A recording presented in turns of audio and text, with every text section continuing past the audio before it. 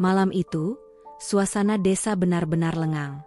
Jalanan yang sepi hanya diterangi lampu jalan redup, sementara angin dingin berhembus membawa aroma tanah basah sisa hujan sore tadi.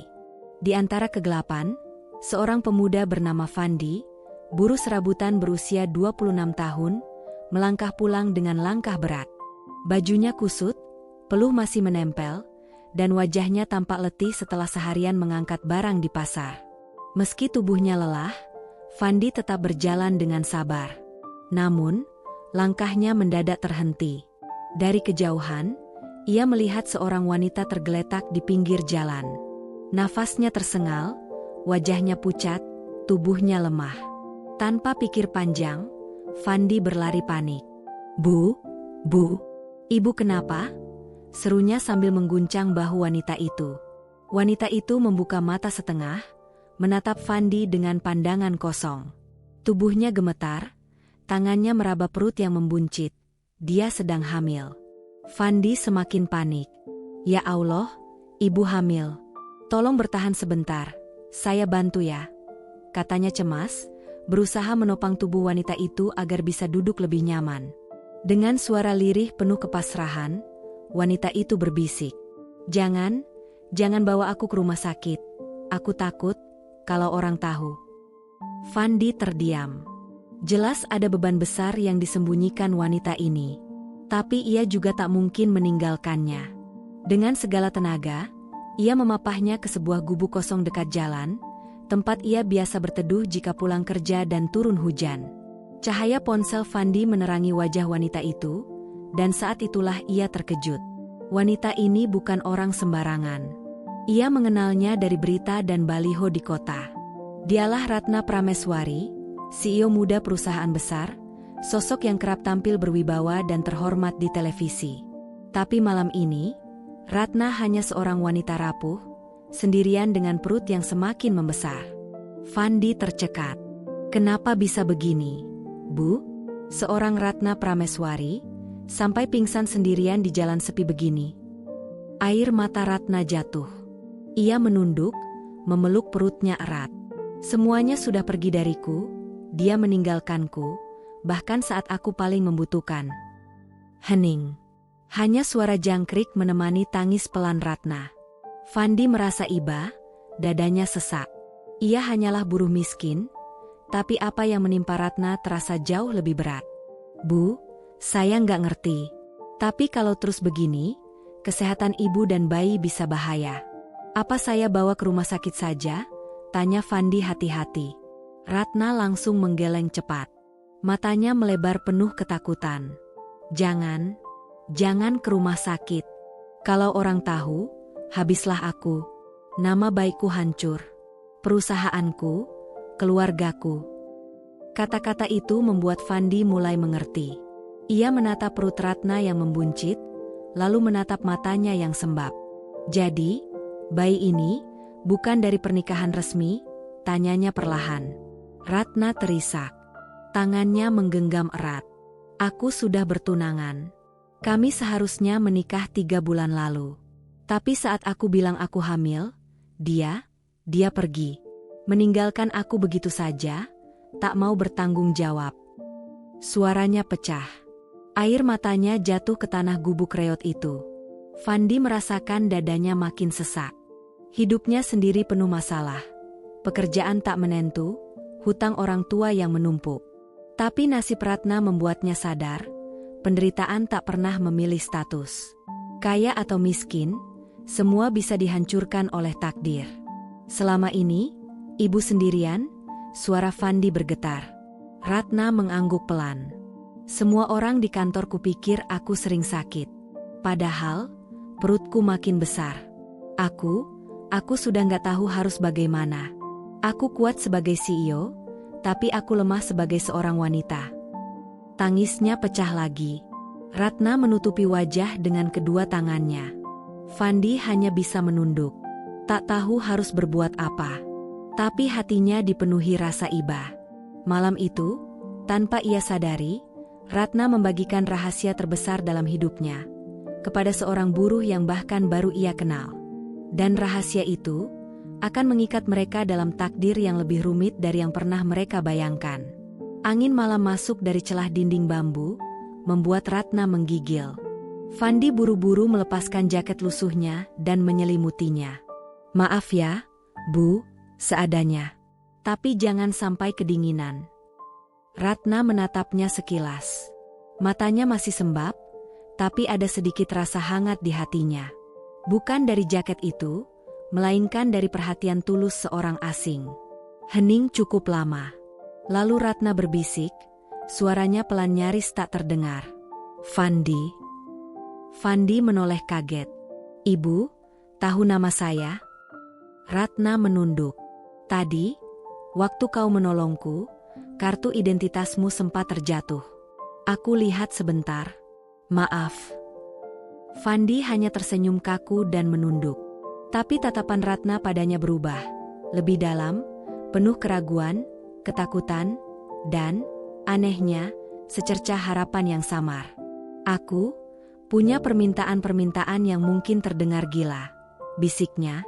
Tangan Ratna gemetar, ia menggenggam perutnya erat. Fandi mengerutkan dahi. "Permintaan apa, Bu?" tanyanya pelan. Ratna menahan napas, lalu suaranya pecah saat mengucapkan kata-kata yang membuat Fandi menelan ludah. "Nikahlah denganku. Secara kontrak." Boom! Kalimat itu seperti petir di telinga Fandi. "Nikah sama saya, Bu? Jangan bercanda.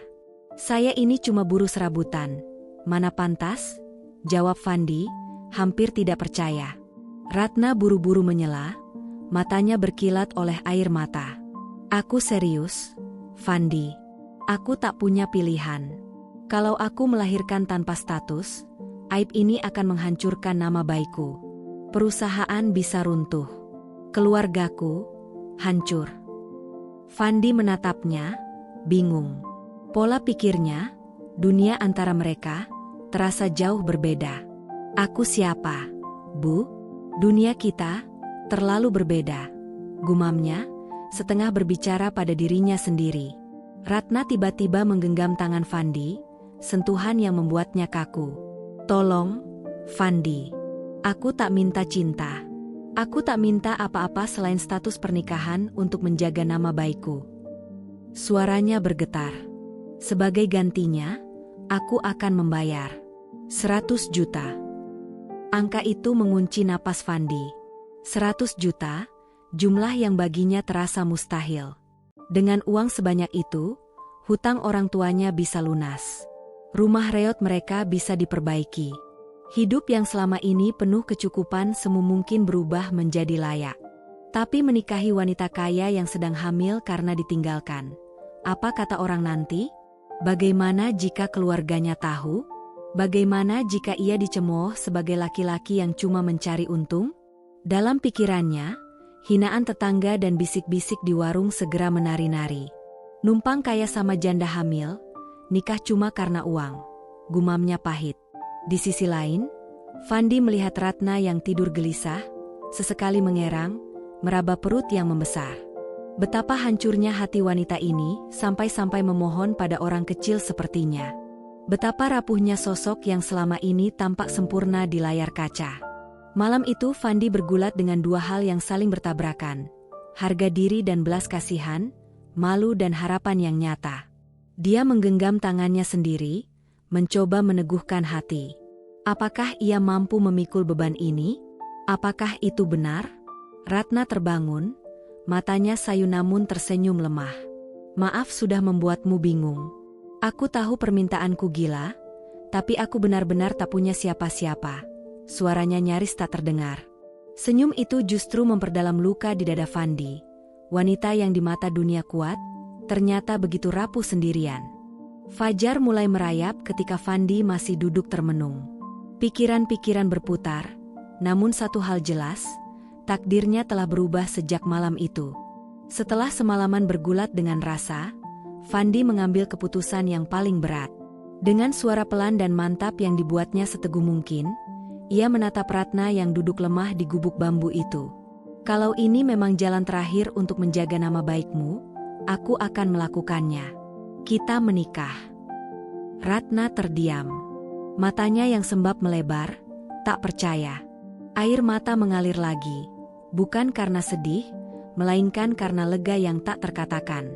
"Terima kasih, Fandi, terima kasih," lirihnya, suaranya penuh getar. Di saat itu, keduanya tahu, hidup mereka tak akan kembali seperti semula. Sebuah perjanjian lahir di antara kegamangan, belas kasihan, dan janji uang, dan kisah mereka baru saja dimulai. Beberapa hari kemudian, pernikahan itu akhirnya berlangsung. Bukan di gedung megah, bukan pula di hotel berbintang, melainkan di sebuah rumah kecil milik penghulu di pinggir kota. Hanya ada dua saksi, penghulu, dan mereka berdua. Ratna mengenakan kebaya sederhana berwarna putih gading, jauh berbeda dari citra mewah yang biasa melekat padanya. Sementara Fandi, dengan kemeja pinjaman yang sedikit kebesaran, duduk kaku di sampingnya. Ijab kabul berlangsung singkat. Suara Fandi bergetar saat mengucapkannya, sedangkan Ratna hanya bisa menunduk sambil menggenggam perutnya erat-erat. Tak ada musik, tak ada tamu, tak ada senyum bahagia layaknya pengantin lain. Yang ada hanyalah keheningan yang menyesakan, seakan dunia tahu ini bukan pernikahan karena cinta, melainkan pernikahan karena keadaan. Usai acara, penghulu menatap mereka dengan senyum tipis. "Semoga langgeng, nak. Ingat, pernikahan itu amanah besar." Fandi hanya mengangguk. Hatinya semakin berat. Ratna pun, meski wajahnya tampak tenang, di dalam hatinya masih dihantui rasa takut. Takut rahasia terbongkar, takut dunia runtuh menimpa dirinya. Malam itu, di rumah kontrakan sederhana milik Fandi, mereka resmi menjadi suami istri. Ratna duduk di sudut ranjang dengan wajah tertunduk. Sementara Fandi sibuk menyiapkan air hangat di ember kecil, berusaha memberi kenyamanan seadanya. "Kamu nggak perlu canggung, Bu." Maksudku, Ratna," ucap Fandi dengan kikuk. "Kita memang menikah, tapi aku janji nggak akan macam-macam. Aku cuma akan jaga kamu, seperti yang kamu minta." Ratna menoleh. Untuk pertama kalinya ia tersenyum tipis. Senyum yang penuh kesedihan, tapi juga menyimpan sedikit rasa percaya. "Terima kasih, Fandi. Kamu lelaki pertama yang benar-benar menepati janji, saat aku berada di titik paling rapuh." Fandi terdiam. Dadanya hangat bercampur getir. Malam itu, mereka tidur dalam kesunyian. Dua orang asing yang kini terikat oleh ikatan suci, bukan karena cinta, melainkan demi menutupi luka dan aib yang begitu dalam. Namun tanpa mereka sadari, pernikahan kontrak itu adalah pintu menuju perjalanan penuh ujian, air mata, dan mungkin cinta yang tak terduga. Hari-hari setelahnya terasa berat bagi Fandi. Ia tetap bekerja sebagai buruh serabutan di pasar, mengangkat karung beras, memanggul sayuran, atau pekerjaan apapun yang bisa menghasilkan uang. Tapi kali ini ada yang berbeda. Kabar bahwa Fandi menikah dengan wanita kaya menyebar cepat.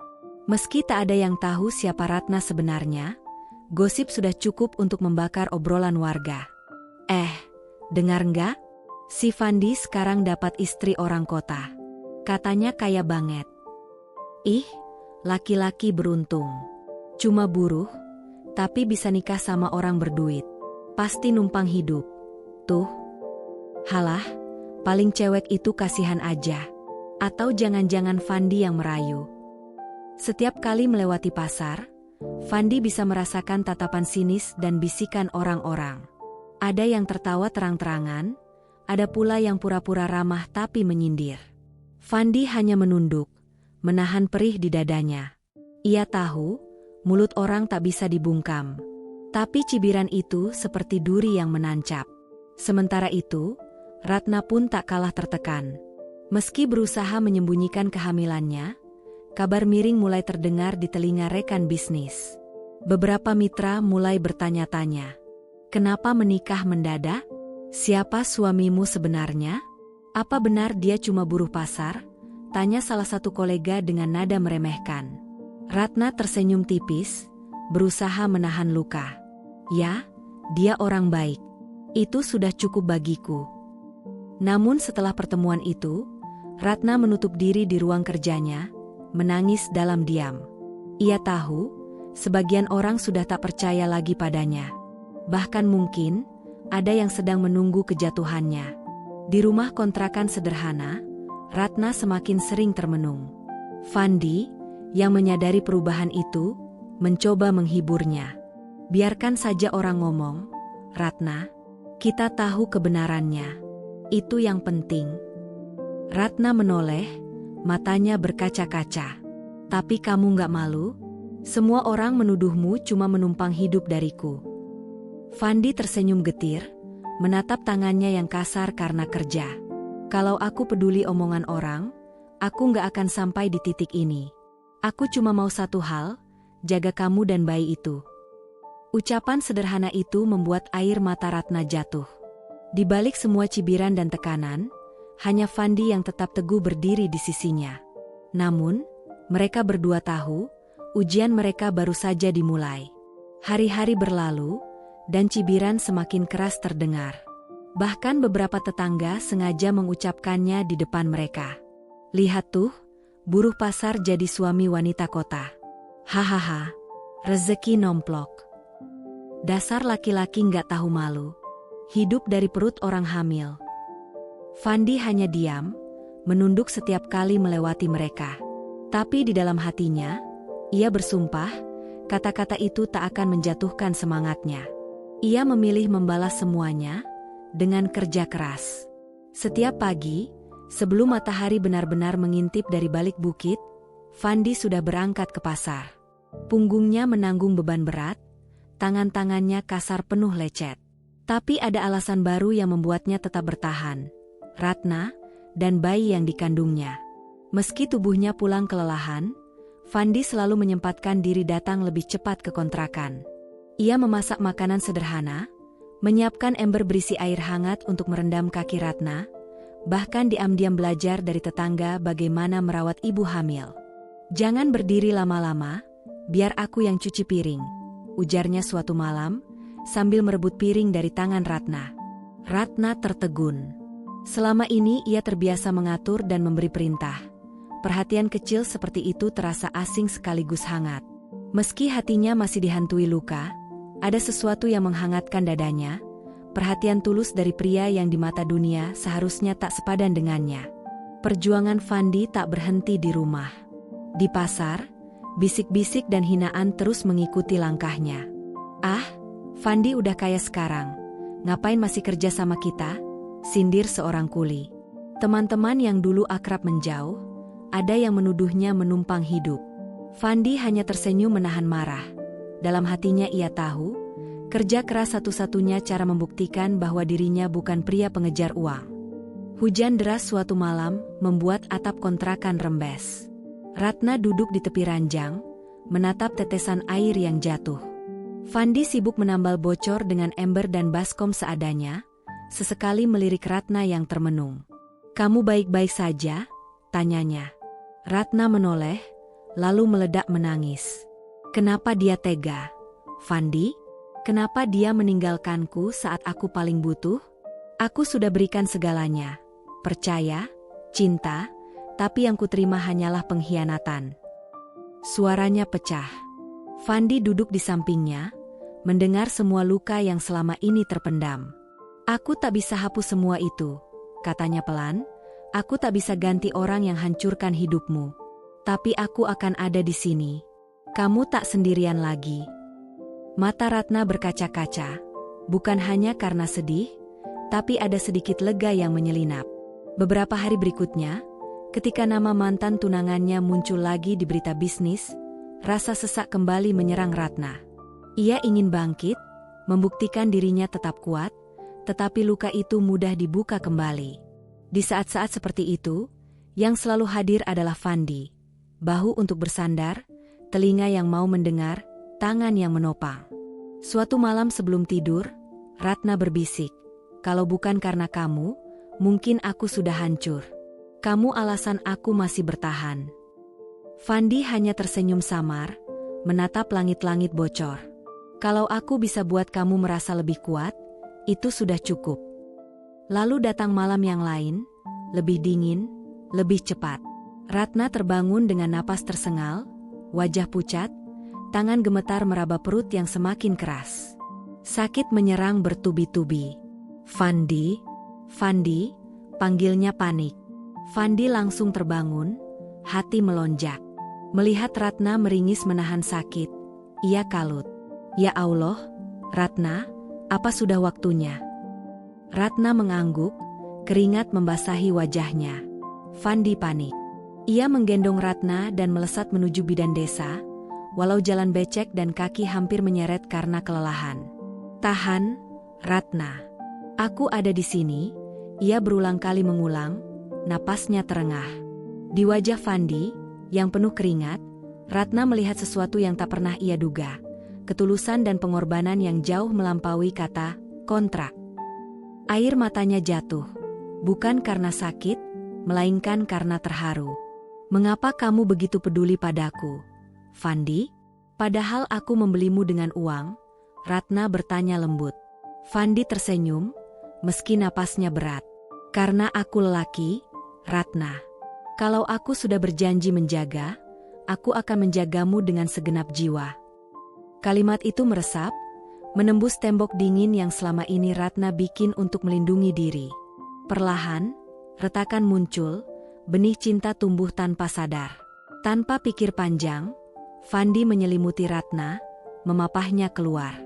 Hujan rintik menambah becek jalan, tapi ia tak peduli. Dengan tenaga sisa, separuh menggendong, separuh menyeret, ia berlari menuju bidan desa, menuju pintu yang mungkin menjadi awal dari babak kedua dalam hidup mereka. Perjuangan melahirkan, ujian yang paling nyata, dan kemungkinan cinta yang kini tumbuh semakin kuat. Di sepanjang jalan yang gelap dan licin, Fandi tak henti-hentinya berbisik dengan suara bergetar.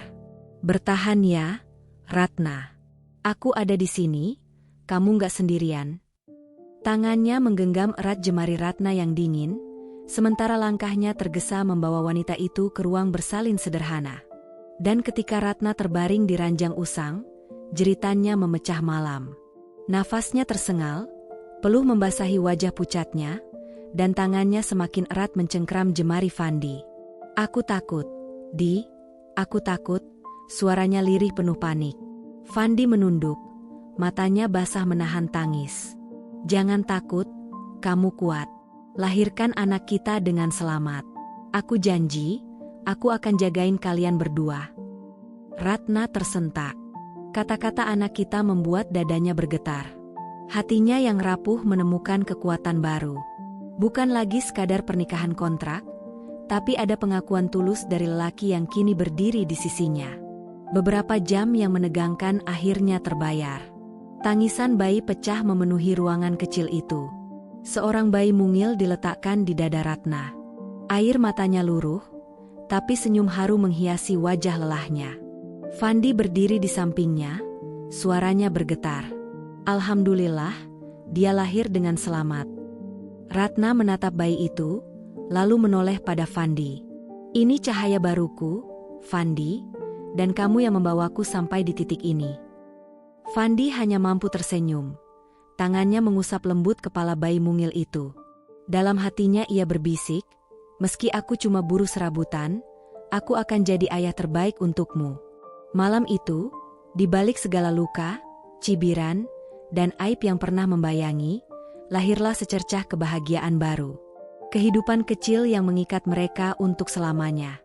Hari-hari setelah kelahiran itu, rumah kontrakan sederhana terasa berbeda.